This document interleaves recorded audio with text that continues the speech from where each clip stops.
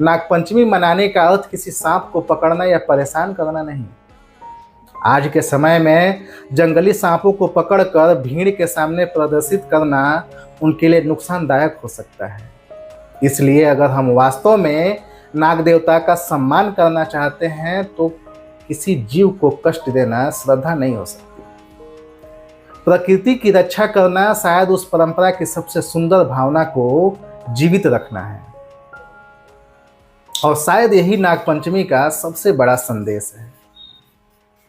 हम नाग की पूजा इसलिए नहीं करें कि वह हमें डराता है, बल्कि इसलिए करें कि वह भी इस प्रकृति का हिस्सा है।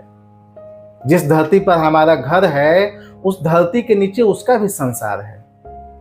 हम खेतों में अन्न उगाते हैं और वहीं सांप उन खेतों को नुकसान पहुंचाने वाले कई जीव जंतुओं की संख्या को नियंत्रित करने में प्रकृति की अपनी व्यवस्था का हिस्सा है। इसलिए अगर नागपंचमी के दिन हम उसके सामने हाथ जोड़ते हैं तो शायद उसके बाद हमारी एक जिम्मेदारी भी बनती है। हम किसी जीव को सिर्फ डर के कारण न मारें। अगर कोई सांप हमारे घर या आसपास आ जाए तो उसे मारने के बजाय किसी प्रशिक्षित रेस्क्यू टीम की मदद लें, क्योंकि पूजा सिर्फ मंदिर में हाथ जोड़ने का नाम नहीं है। कभी कभी किसी जीव को बिना नुकसान पहुंचाए उसका जीवन बचा देना भी एक तरह की पूजा होती है। और शायद नागपंचमी हमें यही याद दिलाती है, यह धरती सिर्फ हमारी नहीं है, इस पर पेड़ों का भी अधिकार है, नदियों का भी, पक्षियों का भी, जानवरों का भी, और उन जीवों का भी जिनसे हमें डर लगता है। क्योंकि जिस दिन हमने प्रकृति के हर जीव को सिर्फ अपने स्वार्थ की नजर से देखना शुरू कर दिया, उस दिन प्रकृति से नहीं, अपने ही भविष्य से दूर होने लगेंगे। तो इस नागपंचमी नाग देवता के सामने सिर्फ एक प्रार्थना मत कीजिए, एक संकल्प भी लीजिए।